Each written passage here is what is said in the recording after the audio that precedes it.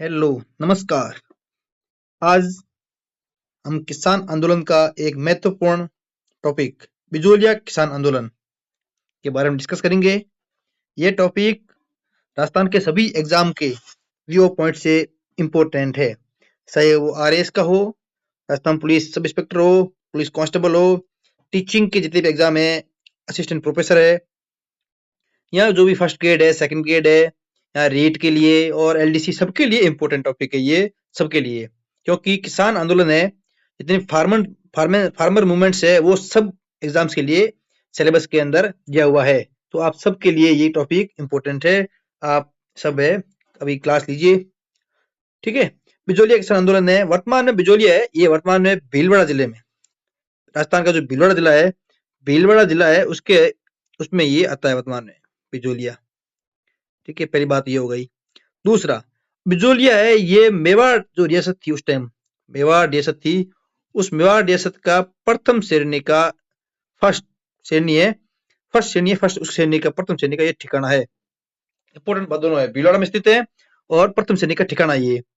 और दूसरी बात, और जो बिजोलिया है, बिजोलिया की जो भौगोलिक जो बनावट है, वो बहुत इंपॉर्टेंट है। जो किसान आंदोलन हुए थे बिजोलिया में, लंबा क्यों चला इतना?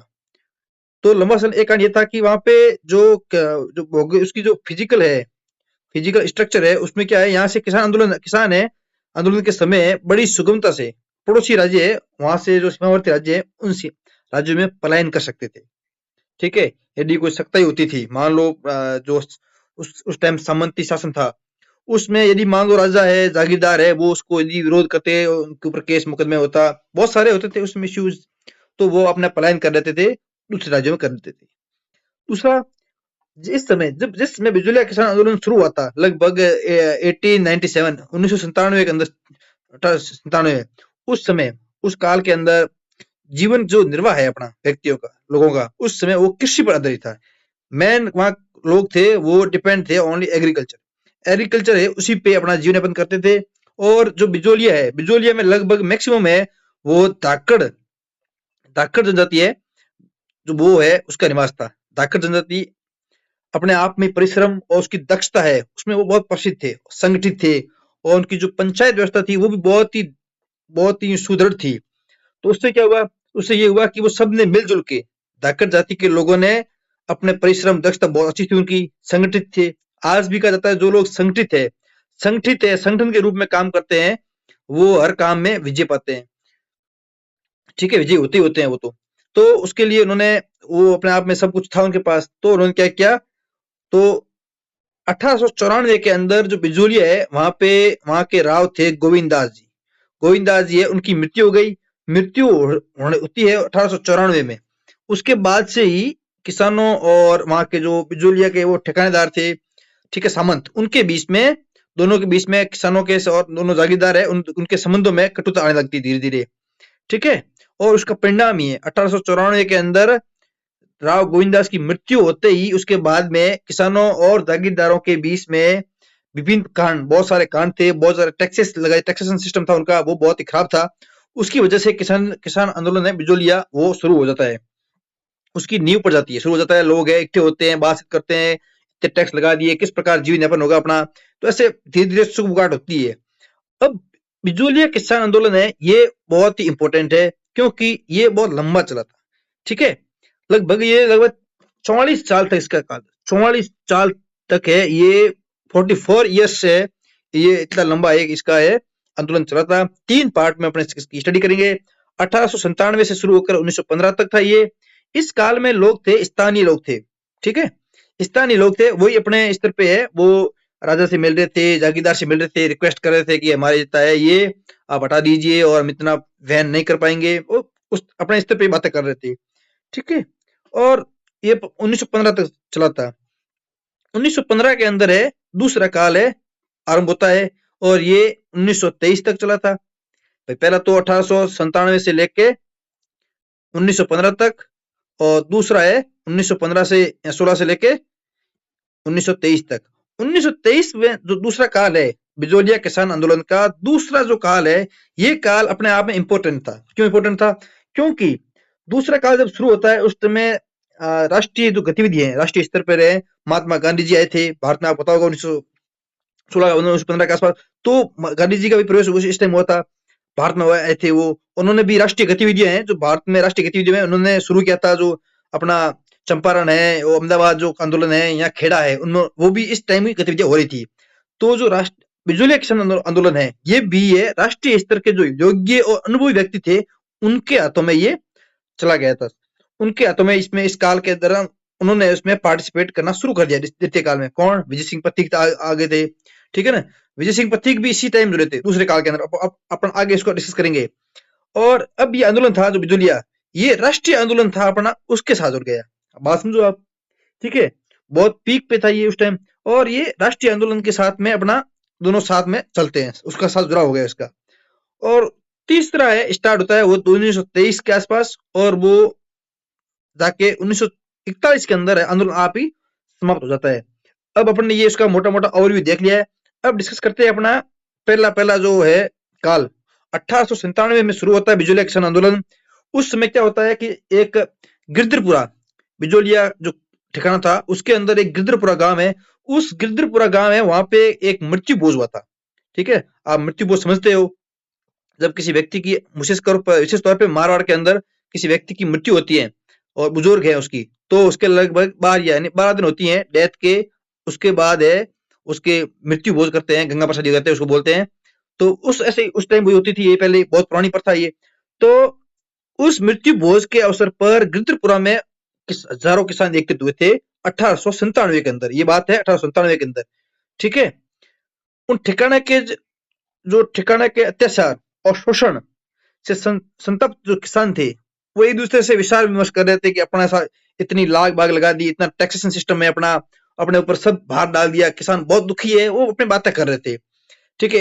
एक गांव में अभी बोलते हैं ना कि एक दूसरे से दुख बांटना, ठीक है ना। तो वो विचार विमर्श कर रहे थे और निर्णय लिया कि एक अपना प्रतिनिधि मंडल, जब ये हो रहा था सब, तो गिरधरपुरा गांव के अंदर यहाँ से उन सब ने एक निश्चय किया कि अपना एक रिप्रेजेंटेटिव है अपना मंडल है, वो अपना है प्रतिनिधि मंडल जाके मेवाड़ के महाराणा फतेह सिंह से मुलाकात करेगा, ठीक है।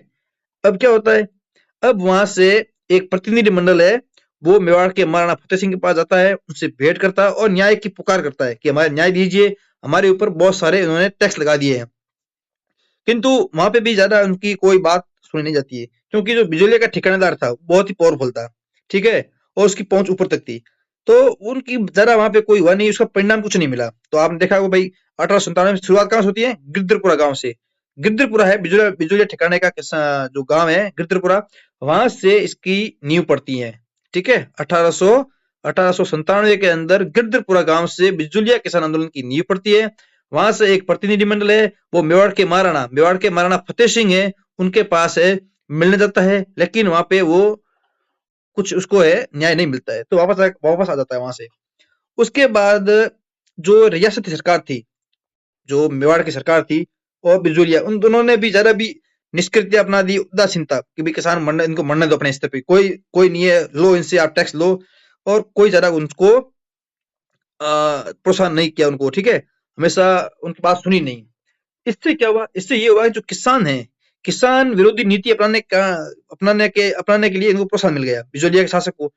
जब महाराणा फतेह सिंह है, उन्होंने भी निष्क्रियता अपना दी, उन्होंने कोई काम नहीं किया, तो बिजोलिया का जो ठिकानेदार था, जो जागीरदार था, उसको लगा अब क्या मतलब है, तो अपने आराम से, तो उसने किसानों के विरोध के अंदर टैक्स लगाए, उनसे खूब लूटमार की, खसोट की उनसे, ठीक है ना। तो उससे क्या हुआ, किसान पहले से विभिन्न प्रकार के जो लाग बाग थी उनसे बोझ दबा हुआ था। उसके बाद 1903 के अंदर राव कृष्ण सिंह बिजोलिया के अंचल में एक नया कर लगाया जाता है, चौरी कर, ठीक है। भाई पहले भी बहुत सारी लागत थी, बहुत सारे टैक्स थे, लेकिन 1903 के अंदर एक राजा बनता है, राव बनता है, जागीरदार, वो बनता है कृष्ण सिंह। कृष्ण सिंह के 1903 के अंदर एक नया चौरी कर लगा रहता है। अब चौरी कर क्या है? अब चौरी कर ये है कि यदि कोई व्यक्ति है बिजोलिया ठिकाने का है, ठिकाने के अंदर रहवासी करता है, तो उसे अपनी बच्ची की शादी के लिए, लड़की की शादी के लिए 13 रुपए का टैक्स देना था। कई जगह उसके लिए 5 रुपए मिलता है, लेकिन 13 रुपए, दोनों ऑप्शन आपके आएगी नहीं एग्जाम में, 13 या 5 दोनों, ठीक है, दोनों ही सही है, 13 और 5 दोनों को उल्लेख मिलता है। तो ठिकाने में जमा करवाने होते थे। इससे क्या हुआ, अब 13 रुपए बहुत बड़े हैं। आज को आप दिख रहा होगा भाई 13 रुपए क्या थे, लेकिन ये बात कर रहे हैं अपन 1903 के आसपास की। ठीक है, 1903 के आसपास की बात कर रहे हैं। उस टाइम 13 रुपए की बहुत ज्यादा वैल्यू थी। इससे क्या हुआ, इससे अब किसान बहुत ज्यादा दुखी हो गया कि अब किसी मतलब आप आज देखो, आज आप एक स्वतंत्र देश के अंदर जी रहे हो, जहाँ पे आपको खाने की, पीने की, रहने की, कपड़े, रहन सहन की, अपनी सभ्यता, कल्चर सब आप इंडिपेंडेंट जी रहे हो आप। उस टाइम हर बात थी, वो एक जो जागीरदार था उसने थोप दी, टैक्स लगा दिया, तो उसको आपको मानना पड़ता था। नहीं मानते तो आपके ऊपर और ज्यादा टैक्स लगाते, और आपको आप उन जो ठिकानेदार था, जागीरदार था, वो आपको उसके जो आपका जो बिजलियत था या जो भी इसकी आपकी रियासत थी, उस रियासत से बाहर निकाल देते थे। ठीक है, निष्कासित कर देते थे। तो उससे इससे अब सबने वो 13 रुपए टैक्स दो, और फिर जाके वर वर है और राव साहब यानी जो जागीरदार था, उसके सामने जाके नतमस्तक होकर आशीर्वाद प्राप्त करना आवश्यक था। तो ये अपने आप में अपमानजनक थी किसान के लिए। ठीक है ना, इतनी बड़ी मतलब आप पैसे भी दो, और जो वर था वो हो जाएगा जागीरदार के सामने, और नतमस्तक होके उसके सामने आशीर्वाद प्राप्त करेगा। तो ये अपने आप में किसान के लिए सम्मान अपमानजनक थी, कोई सम्मानजनक चीज नहीं थी ये। तो उससे क्या हुआ, अब किसानों में बहुत ज्यादा रोष आना स्वाभाविक था, ये भी आपने बताइए। तो उससे क्या हुआ, अब लोगों ने मुख विरोध कर दिया, बोलते नहीं थे लेकिन विरोध करना शुरू कर दिया। 2 वर्षों तक अपनी कन्याओं के विवाह भी नहीं किया। लोग इतने परेशान थे कि भाई एक तो शादी के लिए 13 रुपए दो, ठीक है, टैक्स भी दो, और जाके उसके सामने आशीर्वाद नतमस्तक हो, ये तो अपने आप में अपमानजनक बात है। तो इस प्रकार से बहुत ज्यादा किसानों को शोषण हो रहा था। अब किसानों ने धीरे धीरे विरोध करना शुरू कर दिया। ये ठीक है, धीरे धीरे ये हो गया, 2 साल हो गया, 3 साल बीत गए। 1906 के अंदर राव कृष्ण सिंह वो अपने आप मर गया। ठीक है, उसका देहांत हो गया उसका। ठीक है, उसकी कोई संतान थी नहीं। उसके स्थान पर उसके निकट संबंधी पृथ्वी सिंह बिजोलिया का नया स्वामी बनता है। राव कृष्ण सिंह ठीक था, ठीक, उसने वो टैक्स लगा दिया, अब बन जाता है पृथ्वी सिंह। जो उसके संतान थी नहीं, तो उसने कोई गौर लेके और बिजोलिया का नया सामंत बन गया पृथ्वी सिंह। अब उसने क्या किया, अब उसने जो मेवाड़ के राज्य द्वारा नए जागीरदार बनते हैं, उससे तलवार बंदी कर लेते हैं। जो यदि मेवाड़ राज्य था, तो राज्य मेवाड़ के अंदर ठिकाना था अपना बिजोलिया। ठीक है, जब बिजोलिया का नया जागीरदार बनेगा, तो बिजोलिया के जागीरदार से राजा है ना मेवाड़ का, वो उससे तलवार बंदी टैक्स के रूप में एक रकम लेता है। ठीक है, तो उसको लगा भी बिजोलिया को सामंत था, उसको लगा अपन क्यों भुगता है इसको जागीरदार ने। तो उसने उसका भार है, रकम का भार है, वो जनता पे डाल दिया कि तलवार बंदी है, कर है, वो आप राज्य है, सारी जनता है वो देगी मेवाड़ के राजा को। उससे और ज्यादा किसान हो गए। ये एक उस टाइम की बहुत ही प्रचलित आपका इमेज है, देख लो आप, बहुत सारे आप जस्ट इमेजिन कीजिए, उस टाइम लोगों के तन पे कपड़े नहीं थे, बदन पे, देख लो आप आज जिस जी रहे हो, आप कितने फ्रीडम, कितने स्वतंत्र घूम रहे हो, सब कुछ है आपके पास, आप गाड़ी ले सकते हो, कुछ भी ले सकते हो आप। लेकिन उस टाइम की ये तस्वीर है, अपने आप में विचलित करती है, किस प्रकार ने किसान मेहनत करता था, किस प्रकार उसका शोषण होता था। इसीलिए बहुत सारे किसान आंदोलन हुए थे। तो आप देख लो, आप एक बहुत ही ठीक है, ये दूसरी तस्वीर है, बहुत सारे किसान एक्टिव हुए थे। किसी के तन पे कपड़ा है, किसी के नहीं है। उस टाइम का शोषण, आप आज तो क्या ही है, आपको बैठ के पढ़ाई करनी है, और पढ़ाई कलम की ताकत पे आप पता नहीं कहाँ से कहाँ पहुंच सकते हो। लेकिन पहले बहुत पढ़ने का भी वही, बस कौन पढ़ता था, राजा महाराजा था, उनके लिए अलग से कॉलेज खुल गए थे। लेकिन आम आदमी किसान के लिए बहुत ही समस्या थी उस टाइम। किसानों ने इसका विरोध किया, भाई आपने तलवारबंदी कर रहे, हम लोगों पे डाल दिया, किसानों पे डाल दिया। तो किसानों ने इसका बहुत भरपूर इसका विरोध किया। हुआ क्या, कुछ नहीं हुआ उस समय। और एक जो किसान नेता थे साधु सीताराम दास, अब ये बात अपनी शुरू हो गई है लगभग 1907-8 की। इस समय साधु सीताराम दास है किसान आंदोलन में जुड़ते। साधु सीताराम दास, उन्होंने क्या किया, अब विरोध, स्थानीय शासक ने किसान आंदोलन से जुड़े हुए व्यक्तियों के विरुद्ध सख्ती से रूप अपनाया। अब उनको लगा भाई कि यार अपन ने तलवारबंदी कर भी दे दिया, किसानों पे सब कुछ थोप दिया है, तो उससे क्या हुआ, अब उसको जो स्थानीय लोग थे, नेता थे, उन्होंने विरोध ज्यादा किया। तो शासक को लोग क्या करे, तो उनके किसी को उठा के जेल में डाल दिया, किसी को पिटवा दिया, पता नहीं क्या क्या उस टाइम किया, वो तो भगवान जाने। लेकिन बहुत जरा उसका दमन कर दी थी अपनी, उनकी बहुत दमन कैसे करे। आज आज आजकल आप देखते हो कोई किसी का दमन करना हो तो कैसे करते लोग। तो उसी प्रकार उस टाइम भी वो शासक थे जागीरदार सामंत, उसने बहुत जरा किया। और तो उस समय किसान नेता साधु सीताराम दास को ठिकाने की पुस्तकालय की सेवा से मुक्त कर दिया, हटा दिया उनको, जेल में डाल दिया उठा के, उनको अन्य किसानों को जेल में डाल दिया, उनको हटा दिया नौकरी से। और 1914 के अंदर राव पृथ्वी सिंह, अब बात ले अपने देखो 1897 के अंदर अपने बात की थी, वो थे उस टाइम 96 में, उस टाइम अपनी मृत्यु किसकी हो गई थी, राव गोविंदास, गोविंदास उस टाइम शासक, उनकी मृत्यु हो गई। उसके बाद 1903 में बनता है कृष्ण सिंह, कृष्ण सिंह सवरीकर लगा देता है। 1903 में बनता है पृथ्वी सिंह, पृथ्वी सिंह की मृत्यु जाती है, देहांत होता है, उसका पुत्र बनता है केसरी सिंह है, अल्प वयस्क है, वो वहां का जागीरी का संबंध बनता है। तो जब अल्प वयस्क बनता है उसके लिए एक रूल था कि जागीरी का जो प्रशासन है, एडमिनिस्ट्रेशन है, उसको कोर्ट ऑफ वार्ड्स यानी महाराणा के नियंत्रण में आ जाता था। तो कौन चलेगा, तो अब महाराणा का वही आदेश है, वो चलेगा, उसके नियंत्रण में होगा, वही संभालेगा सब कुछ। ठीक है, उससे क्या हुआ, ठीक है वो अल्पवयस्क था, लेकिन किसानों की जो स्थिति थी वो उसमें कोई फायदा नहीं हुआ था। हालत है वो जस के तसी थे, और इस प्रकार आंदोलन का प्रथम चरण है वो पूरा होता है।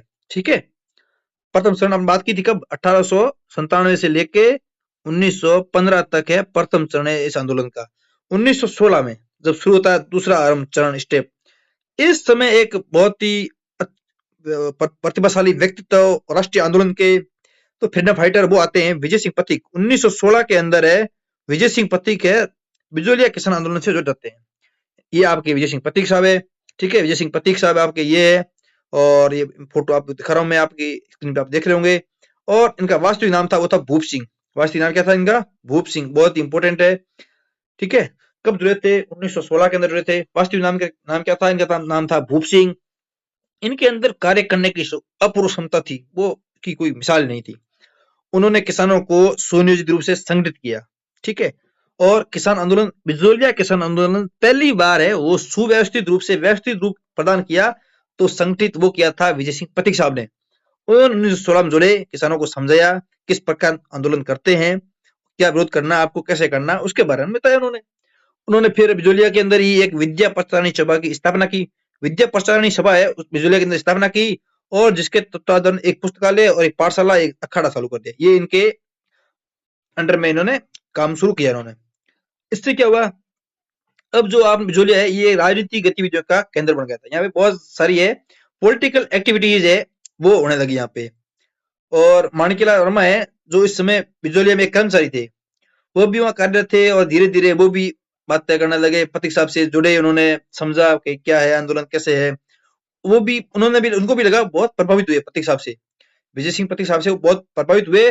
उन्होंने अपनी नौकरी है उससे अवकाश ले लिया, अब अपने को नौकरी नहीं करनी, हम देखेंगे जब करेंगे तब। उन्होंने अवकाश ले लिया। उन्होंने पथिक से आजीवन देश सेवा की दीक्षा ली।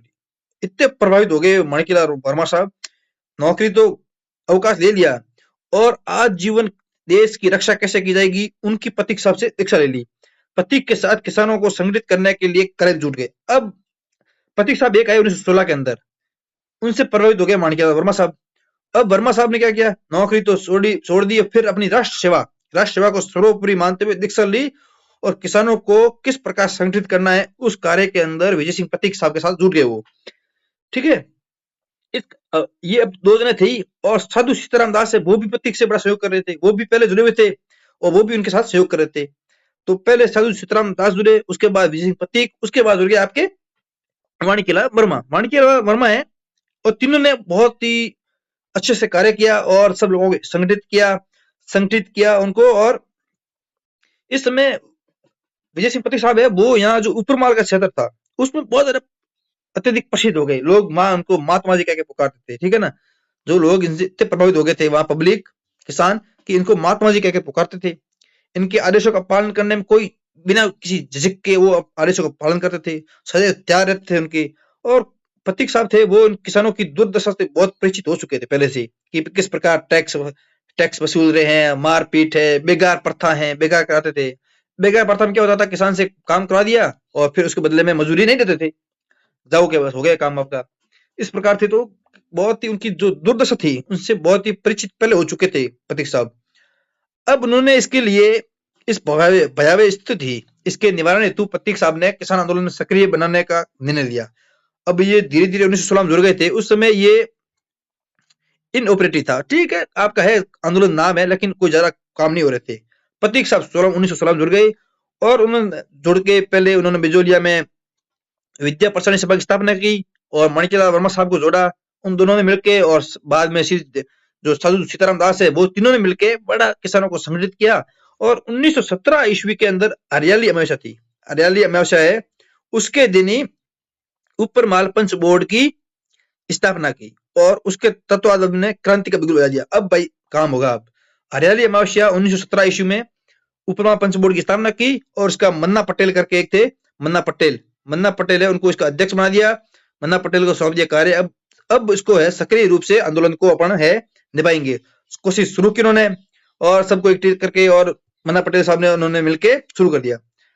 अब शुरुआत की और पति साहब ने किसानों से कहा आप युद्ध का चंदा है आप नहीं दोगे। अब पहला पहला उन्होंने आह्वान किया था वो युद्ध का चंदा। प्रतीक जी ने, विजय सिंह प्रतीक ने किसानों को युद्ध का चंदा नहीं देने का आह्वान कर दिया और किसानों ने घोषणा की कि वो आज के बाद बेगार नहीं करेंगे। ठीक है। और गोविंद निवास गांव के नारायण पटेल ने ठिकाने के बेगार करने से इनकार कर दिया। एक नारायण जी पटेल साहब थे, वो वहां पे बेगार प्रथा में जूझ रहे थे, बेगार कर रहे थे। गोविंद निवास गांव था उनका, तो उन्होंने मना कर दिया, इनकार कर दिया, आज के बाद अपन बेगार नहीं करेंगे। इससे क्या हुआ, अब इस पर ठिकाने के कर्मचारियों ने उसे पकड़ लिया। अब नारायण साहब पटेल था, उन्होंने मना कर दिया नहीं करेंगे।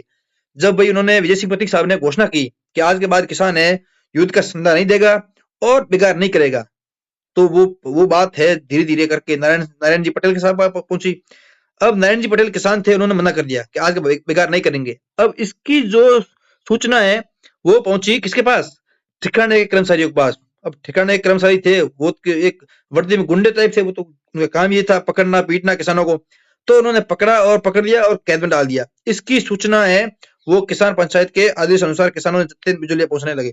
अब इसकी इंफॉर्मेशन है किसानों पर पहुंची। अब किसानों को इतना बहुत ज्यादा भड़क गए इससे, और किसान साथ में इकट्ठा होकर, कोई बैलगाड़ी आ रहा है, पैदल कैसे भी करके बिजलियां पहुंचने लगे। इससे क्या हुआ, अब ठिकाना आपको पता ही है, पहले उनकी वो यहाँ तो एडमिन प्रशासक था, तो वो भयभीत हो गए इतने लोग क्यों आ रहे किसान। तो तुरंत उन्होंने क्या किया, नारायण जी पटेल उनको जेल से मुक्त कर दिया। ये किसानों को क्या लगा, अब किसानों को लगा भाई अब इतने लोग अपन आए थे ये और उनको छोड़ दिया है, तो किसानों को बहुत खुश हुए और उनको आत्मविश्वास आ गया यार अपन और कुछ कर सकते हैं। तो ये किसानों की पहली जीत थी। किसानों की पहली जीत ये थी कि नारायण जी पटेल को उनको जेल से मुक्त करवाया। अब धीरे धीरे 1917 में वो आपके ऊपर पंच बोर्ड की स्थापना कर दी और प्रतीक जी ने इस न्यूज को, जो बिजली किसान आंदोलन था, इसकी न्यूज को राष्ट्रीय स्तर पर लाने के लिए उद्देश्य से प्रताप समाचार पत्र जो लखनऊ से प्रकाशित होता था, प्रताप, इसके संपादक थे गणेश शंकर विद्यार्थी। अब इनको इस जो बिजलिया किसान आंदोलन है इसकी न्यूज है, इसको नेशनल स्तर पर कैसे लाएं, ठीक है, राष्ट्रीय स्तर पर लोगों के प्रकाश में कैसे लाएं, इसके लिए उन्होंने प्रताप समाचार था राष्ट्रीय स्तर का, जो गणेश शंकर विद्यार्थी द्वारा लखनऊ से निकाला जाता था, उसमें उसकी न्यूज को हमेशा प्रकाशित करते थे। अब ये एक स्थायी स्तंभ था इनका, हमेशा इस न्यूज को उसमें छापते थे। इससे क्या हुआ, अब धीरे धीरे वो न्यूज है महात्मा गांधी जी के पास पहुंची। गांधी जी मुंबई थे, तो गांधी जी ने भाई वहां आमंत्रित किया किसको, प्रतीक साहब को। प्रतीक साहब वहां गए मुंबई और वहां जाके किसानों की जो बातें थी भाई किस प्रकार सॉरी, किस प्रकार है किसान को एक साथ अत्याचार हो रहा है, उसका सब कुछ जानकारी है प्रतीक साहब ने गांधी जी को दी। अब गांधी जी को लगा बहुत ही, गांधी जी लगा यार बहुत ऐसे कैसे हो रहा है इतना। तो गांधी जी ने अपने निजी सचिव महादेव देसाई को है ऊपर माल के किसानों की स्थिति जांचने के लिए बिजली भेज दिया। किसको भेजा था, इंपोर्टेंट फैक्ट आपके लिए एग्जाम के वीओ पॉइंट से, कि जब गांधी जी को पता लगा कि बिजली किसान आंदोलन हो रहा है, किसानों को अत्याचार हो रहा है, तो उसकी जांच के लिए गांधी जी ने अपने निजी सचिव महादेव देसाई को है वहां पे भेजा था। Important, very very important. ठीक है। अब गांधी जी ने इसको भेज दिया और एक उसका पत्र है मेवाड़ के महाराणा को लिखा। ठीक है। और उन्होंने अपना जो मोरल है, मोरल समर्थन दे दिया, नैतिक समर्थन गांधी जी ने किसानों को दे दिया बिजलिया किसान आंदोलन को। प्रारंभ में ब्रिटिश सरकार ने बिजलिया के आंदोलनकारियों को किसानों को रियायत देने से पक्ष नहीं थे। पहले तो उन्होंने मना कर दिया, कोई स्थिति नहीं थी। लेकिन ये मैंने पहले आपको बताया था राष्ट्रीय आंदोलन का टाइम था। उस समय अगस्त 1920 के अंदर भारत में महात्मा गांधी के नेतृत्व में पहली बार असहयोग आंदोलन आरंभ होता है। असहयोग आंदोलन आरंभ होता है। सरकार को बहुत ही यूं लगता है कि अब तो स्थिति है आउट ऑफ कंट्रोल हो रही है। 1921 आते आते 19 अगस्त 1920 शुरू होता है और 1921 आते आते ये आंदोलन है, असहयोग आंदोलन है, ये भयंकर रूप ले लिया। इस स्थिति में ब्रिटिश सरकार ने निश्चय किया कि बिजोलिया किसान आंदोलन है उसको तुरंत किसी भी हालत में शांत करो।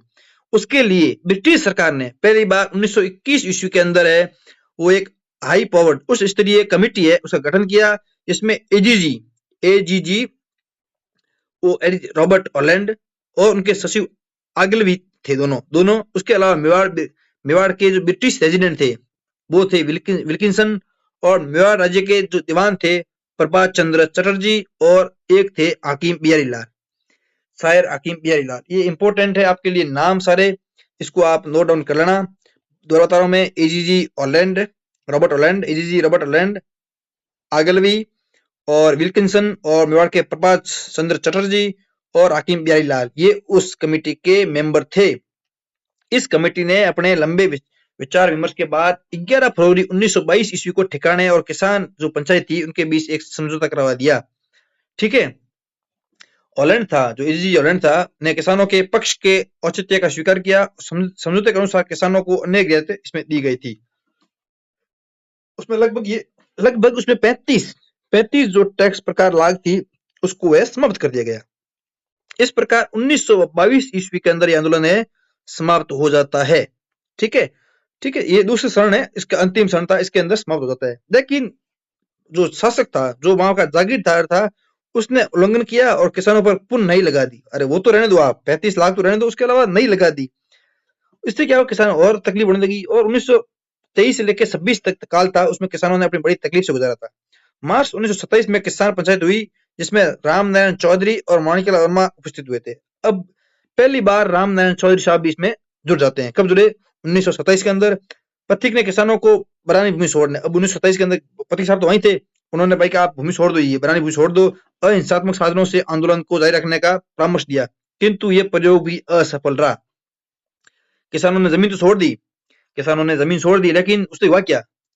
इसमें किसानों ने पति साहब को भी बोला, विरोध किया कि यार ये आप कर रहे हो, तो पति साहब तो अलग हो गए, चले गए अपने। तो 1900 लगभग 27 के आसपास है, 27-28 के आसपास है, पति साहब ने अपने किसान आंदोलन से अलग हो गए, इसे बिजुलिया से। ठीक है, अब किसान भाई जब पति साहब ने बोला कि आप जमीन छोड़ दो, सारी जमीन छोड़ ये कर दो, किसानों ने मान लिया, तो राजा ने भाई बोला जाओ, क्या हमें कोई दिक्कत ही नहीं है। शासक तो बहुत ही निष्ठुर था, उसने बोल दिया जाओ आप, हमारे कोई जरूरत नहीं है आपकी, किसानों की, और आ जाएंगे आपके जैसे। लेकिन किसान बहुत दुखी थे और कोई जमीन नहीं थी उनके पास, आगे बहुत लंबा टाइम हो गया आंदोलन को, तो उन्होंने बोला पति साहब को भी राम राम कर दिया। मुझे लग रहा है निकला होगा पति साहब को, क्या आप जाओ, आप आपका बहुत हो गया। उसके बाद 1931 ईस्वी में 20 जुलाई 1931 ईस्वी में ये सेठ जमनालाल बजाज साहब है वो आते हैं। अब सबने प्रयोग कर लिया भाई। शुरुआत में आपके साधु सीताराम दास आ गए, उसके बाद आपके इसमें आ गए थे विजय सिंह पथिक ने साथ में जोड़ दिया था किसको? माणिकलाल वर्मा आ गए। उसके बाद आपके एक महात्मा गांधी जी ने भेजा था वहां से दूत, किसको? महादेव देसाई साहब को। ठीक है, वो भी आ गए, अब उन्होंने प्रयोग कर लिया। उसके बाद माणिकलाल वर्मा और रामनारायण चौधरी जी, उन्होंने भी प्रयोग कर लिया। कुछ नहीं हुआ, लेकिन 1931 में 20 जुलाई 1931 ईस्वी को सेठ जमनालाल बजाज है उदयपुर में महाराणा और सर सुखदेव प्रसाद से व्यापक विचार विमर्श किया, और इसके फलस्वरूप समझौता हो गया। ठीक है, लेकिन इसका उदयपुर ने इसका पालन नहीं किया था। इस प्रकार ये उन्होंने प्रयोग किया 1931 के अंदर, कोई ज्यादा उनको सफलता नहीं मिली थी। लेकिन अंतिम जाके 1941 ईस्वी के अंदर मेवाड़ के दीवान टी विजय राघवाचार्य ने राजस्व मंत्री डॉक्टर मोहन सिंह मेहता को बिजुलिया भेजा, और जिन्होंने किसान नेताओं से बातचीत की, किसानों की समस्या समाधान करवाया। इस प्रकार किसानों की जमीन वापस दे दी गई थी और आंदोलन समाप्त हो गया था। लाग बाग तो समाप्त की नहीं, लेकिन जमीन थी जो अपने 1927 ईस्वी में विजय सिंह पथिक ने बोला था कि जमीन छोड़ दो किसानों को, लेकिन उन्होंने ये गए अपने टी विजय राघवाचार्य जी दीवान साहब मेवाड़ के, उन्होंने वैसे तैसे करके राजस्व मंत्री से समझौता करवा के उनकी जमीन थी वो वापस दिलवा दी, और इस प्रकार 1941 ईस्वी के अंदर यह आंदोलन है समाप्त होता है। शुरू हुआ था 1897 ईस्वी के अंदर, ऑलमोस्ट ये 44 ईयर से ये लंबा आंदोलन चला था। इस आंदोलन में ज्यादा कुछ ये अपनी सफल नहीं हो पाया था, क्योंकि ज्यादा लाग बाग जितनी थी वो कम नहीं की। लेकिन ये आंदोलन राजस्थान में किसानों में राजशाही, सामंतशाही, उपनिवेशवाद विरोधी चेतना और संचार करने में सफल रहा था। जब ये आंदोलन हुआ, किसान जागरूक हुए, अपने अधिकारों के प्रति जागे तो उन्होंने राजशाही सामंतशाही उसके विरोधी चेतना संसार हो गया लोगों में, और ये राजस्थान में सामंती शोषण था उसके खिलाफ प्रथम ये संघर्ष था। ठीक है ना। सामंतशाही के खिलाफ किसानों ने पहली बार एकजुट हुए, उन्होंने अपनी इच्छा जताई, अपने अधिकारों के हक के लिए उन्होंने मांग उठाई। ये पहला आंदोलन था, बिजोलिया किसान आंदोलन था। इस आंदोलन से राजस्थान के अन्य भागों में भी कृषकों को आवाज उठाने और संघर्ष करने के लिए प्रेरित किया था। जब बिजोलिया किसान आंदोलन हो गया, उन्होंने 44 साल तक उन्होंने बहुत सारा स्ट्रगल किया, तो आसपास के किसान थे उन्होंने भी चेतना जागृत हुई कि अपने को भी अपने अधिकारों की मांग उठानी चाहिए। उसके आपने देखा होगा सीकर में आंदोलन हुए, बेंगू किसान आंदोलन हुआ, बहुत सारे हुए थे, किसानों को लाठीचार्ज भी हुआ था, लेकिन उन्होंने आंदोलन एक जागरूकता आई उससे, इस बिजोलिया आंदोलन से। ठीक है। इस आंदोलन से धीरे धीरे जब बिजली आंदोलन हुआ उसके बाद मेवाड़ के अंदर बहुत सारे जो जागीरदार ठिकाने थे वहां पे भी किसान जागरूक हुए, उन्होंने भी आंदोलन करना शुरू कर दिया। राजस्थान में जो प्रजामंडल आंदोलन हुआ था उसकी नींव है बिजोलिया किसान आंदोलन के दौरान ही पड़ी थी। जब बिजोलिया हुआ था किसान आंदोलन, उसी समय लोगों को लगा कि अपने लिए एक उत्तरदायी सरकार होनी चाहिए, लोगों की सरकार होनी चाहिए, लोगों के द्वारा चुनी हुई सरकार होनी चाहिए। तो इस प्रकार जो नेता थे किसानों के, उनको इस प्रकार का उनको लगा, तो उन्होंने प्रजामंडल आंदोलन है वो शुरू कर दिए थे इसी दौर के अंदर। और इस आंदोलन से क्या हुआ था, इस आंदोलन से बहुत सारे रामनारायण चौधरी, माणिक्यलाल वर्मा साहब, साधु सीताराम दास जैसे नेताओं को जन्म दिया, जिन्होंने मेवाड़ स्वतंत्र मेवाड़ राज्य की स्थापना हेतु अनेक आंदोलनों को संचालन किया था। अंततः मेवाड़ राज्य में उत्तरदायी सरकार के प्रथम मुख्यमंत्री के रूप में छोटे ठिकानों के विरुद्ध आंदोलन होते रहे थे, और बहुत सारे आंदोलन हुए थे मेवाड़ के अंदर। ठीक है। और इसमें ये आंदोलन मुख्यतः शुरू हुआ था तब स्थानीय नेताओं के बाद था, लेकिन धीरे धीरे इसने अपना प्रभाव देशव्यापी बन गया था। ये राजस्थान का आंदोलन था मुख्य इसका। इसके लिए उसके अलावा एक दो फैक्ट और इम्पोर्टेंट है, वो है पंचीड़ा गीत। पंचीड़ा गीत है माणिक्यलाल वर्मा गाते थे। उन्होंने किसानों को है जागरूक करने के लिए और जोड़ने के लिए, उनमें ऊर्जा का संसार जोश भरने के लिए पंचीड़ा गीत गाते थे। संविधान सभा के सदस्य थे उदयपुर से, और वो टोंक से और चित्तौड़गढ़ से लोकसभा के रूप में मेंबर ऑफ पार्लियामेंट रहे थे। एमपी है वो चुने गए थे 2 बार, टोंक और चित्तौड़गढ़ से। ये आपका किसान आंदोलन है। एक बार मैं आपको दोबारा है वापस है ढंग से इसको स्टडी करवा दूं। सर्वप्रथम इसमें गोविंद दास थे, चौहान राव थे, उनकी मृत्यु जाती है। उसके बाद 1903 में राव कृष्ण सिंह है वो राजा बनता है। ठीक है। राव कृष्ण सिंह राजा बनता है, उसने कर लगाया चौरी कर। ठीक है। चौरी कर क्या था, लड़कियों के शादी पर 13 रुपए का टैक्स दिया जाता था। ठीक है। और उसके बाद ये तो हो गया। उसके बाद है नया बनता है 1906 के अंदर, कृष्ण सिंह के कोई बच्चे नहीं थे, औलाद नहीं थी, तो उसकी मृत्यु हो गई। उसके बाद में एक पड़ोस गोद लिया, वो था अपना पृथ्वी सिंह। पृथ्वी सिंह राजा बनता है। पृथ्वी सिंह ने नया कर था जो तलवारबंदी कर था, तलवारबंदी का भार है वो टैक्स है पूरा है भार है वो जनता पे डाल दिया 1906 में। याद रखना, चौरी कर है वो कृष्ण सिंह है, लेकिन तलवारबंदी कर है पृथ्वी सिंह है। पृथ्वी सिंह के बाद उसका जो बेटा है बनता है कृष्ण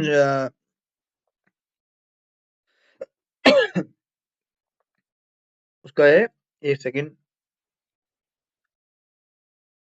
केसरी सिंह है, उसका नाम है केसरी सिंह। केसरी सिंह उसके बाद बनता है। तो केसरी सिंह जब बनता है तो केसरी सिंह उसकी एज कम थी, अर्धवयस्क था, तो उसकी इसलिए उसका जो प्रशासक है वो मेवाड़ का महाराणा था, उसके अंडर में ये सारे काम होते थे। महाराणा बन जाता है और उसके बाद सारी एक्टिविटीज है वो महाराणा करता है, मेवाड़ का महाराणा फतेह सिंह। 1916 में विजय सिंह पथिक जुड़ जाते हैं, और फिर है अपने माणिक्यलाल वर्मा जुड़ जाते हैं, और अंतिम में 1931 के अंदर, 1931 के अंदर जमनालाल बजाज जुड़ते हैं, जमनालाल बजाज। और 1921 के अंदर इसका जब 1921 में जुड़ते हैं, लेकिन 1921 के अंदर 1921 के अंदर ब्रिटिश सरकार है वो एक कमेटी बनाती है, वो कमेटी अपनी रिकमेंडेशन देती है, गठित करते हैं, और इस प्रकार आंदोलन है 1941 के अंदर ये आंदोलन है समाप्त हो जाता है। तो अपन आज की क्लास यही समाप्त करते हैं, कल एक नए टॉपिक के साथ डिस्कस करेंगे। तब तक के लिए आप सभी को मेरा राम राम।